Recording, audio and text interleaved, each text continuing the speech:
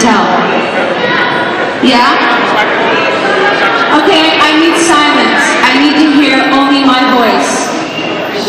And I don't mean to sound like a narcissist. But right now, I just want to hear me.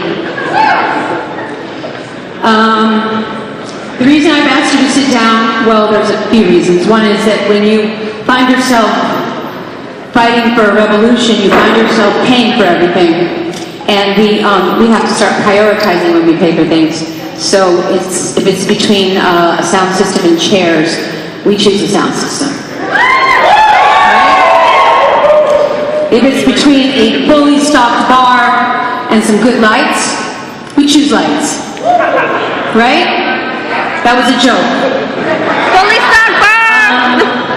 Anyway, so it's good if you sit down, because the other reason is that if you stand up and you're too close to the stage, you're going to be a silhouette on my screen behind me, and that's not going to look good, so don't fuck up my show. Yes, bitch. Tonight is the, well, it's the kind of premiere projection of Secret Project Revolution.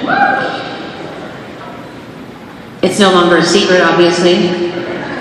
And most of you know that it's been seen around the world. We've had guerrilla screenings around the world in 12 cities, which have all gone very well. And I want to thank everybody who's been a part of that. People have been very brave, throwing projectors out on the street and speakers out on the street. The only places we got shut down at were the Vatican. What a shocker. Near the Pompidou Center in Paris, and a shopping mall in Berlin. Very strange. Who cares? The lighting was bad. Anyway, but around the world, people were really open, and the cops in most places at first tried to stop, got into arguments, and then found themselves watching the film and gave up and forgot that they were going to shut it down. So the universe was on my side. So thank you to those people. I also want to say thank you to BitTorrent and Vice for giving me this platform, allowing me to show my film on the internet so that millions of people around the world can see it. It's an unconventional film, and it needs to be seen and released in an unconventional way. And to Vice for creating the Art for Freedom platform, which is a movement that will last, well, to start off with, it will last for a year. Hopefully it will go on forever. But it's a platform, it's a website where we invite artists or people who have a story to tell to make a film, write a story, paint a picture, take a photograph, share with us through your art what your definition of freedom is. That is very important to me, the word freedom. It's a big word and it's a general word, but it seems to me, in this day and age, that I realize I'm a little bit nervous. I think it's because I care, maybe too much. This film, aside from my children, is to me the most important thing I've ever done. Because the idea of being free and being able to freely express myself, not only as an artist but as a human being, is extremely important. And I do not take my freedom for granted. And it seems to me when I travel around the world, and I do that quite frequently, that people are either not free and fighting for it, or free and taking it for granted. And both of those situations make me extremely agitated. And that's really why I made this film. Because I cannot tolerate it when groups like Pussy Riot are thrown in jail for criticizing their government through their art.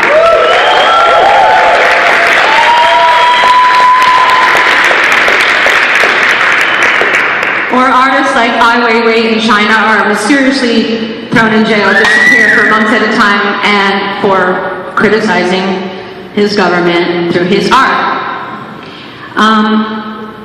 This is a serious offense to me in the eyes of God, because God made art. God made human beings to create art. We are channeling God when we make art. And I do not doubt that for a minute, and it is nobody's business to get in the way of that. Amen. Even if you don't agree with what an artist is saying, you cannot get in the way. Because it is an artist's job to not only reflect the world that he or she lives in, but it's the artist's job to shape the world that he or she lives in. And I cannot separate the rights of an artist with the rights of a human being. And when we start telling artists what they can and can't do, then we're telling human beings that they cannot be humans. And then what we witness is the collapse of civilization as we know it. I know that sounds dramatic, but it's happening, okay? It's really happening. It's not just that you can be killed for being gay in Iran, or you can be imprisoned for insulting Mr. Putin. It's, the world is a scary place right now, with the threat of World War III and chemical warfare seemingly at our doorstep. I feel like right now all we have is each other. And one very important way that we can embrace each other and reach each other and inspire each other and touch each other is with creativity, is with our art. So this evening is dedicated to that. When I say I want to start a revolution, that is exactly what I mean. I mean, I want to start a movement of people, of artists, who are not worried about winning popularity contests, who are not worried about approval, who are not worried about whether their ass looks good, although it is important to have a good-looking ass.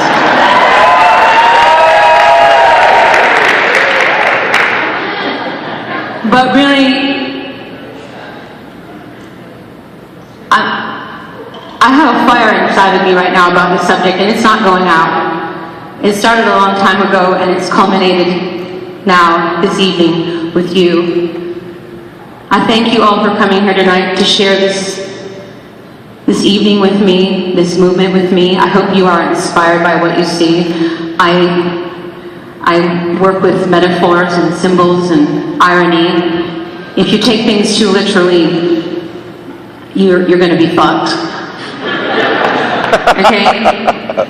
No, I do not condone violence, but there's a lot of people that try to shut people up with guns and other weapons, mostly their words, religion, money, greed, power, guns. People use all of these things to shut other people up. Anyway, I could go on and on about this subject, but I think we have a show. So, let's start the show. When I say show, I don't know why I'm saying that, because I'm a show girl. But first I want to show you a film. And I want to thank Stephen Klein, my partner in crime.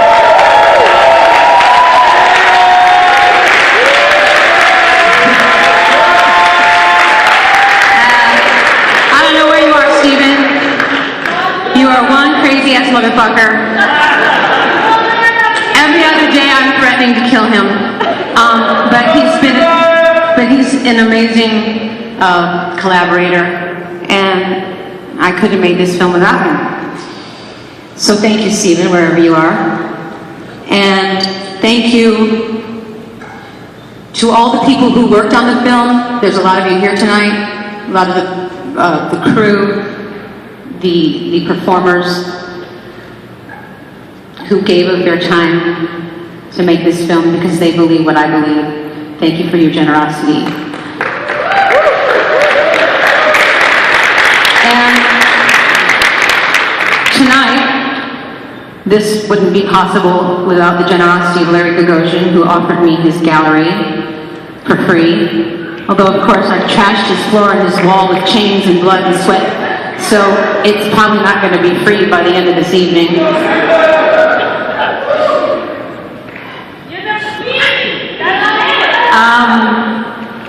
And then finally, I want to say thank you to the performers who will perform after I show the film tonight. Incredible musicians, incredible dancers. Thank you so much. I'm so honored to have you here tonight with me. You will see. And my crew, my lighting crew, my sound crew, Jack, everybody who helped to make this evening a success, or put it together, made it possible, and who gave of their time. Nobody got paid, okay? Why? Because they believe what I believe.